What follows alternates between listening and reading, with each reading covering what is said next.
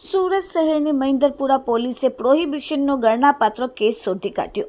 સુરત શહેર પોલીસ કમિશનરના આદેશ મુજબ સમગ્ર સુરત શહેરમાંથી પ્રોહિબિશનની બદીને નેસ્ત નાબૂદ કરવા માટે સૂચના આપેલ હતી।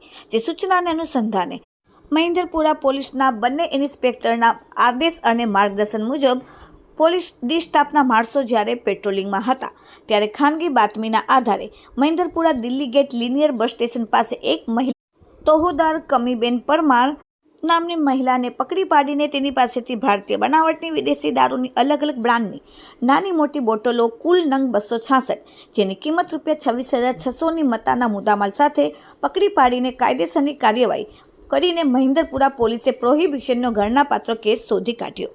એટલું જ નહીં પણ પકડાયેલ મહિલા આરોપી જુદા જુદા પોલીસ સ્ટેશનમાં 8 ગુનાઓનો ઇતિહાસ ધરાવે છે। Bureau report, daily India TV, Surat.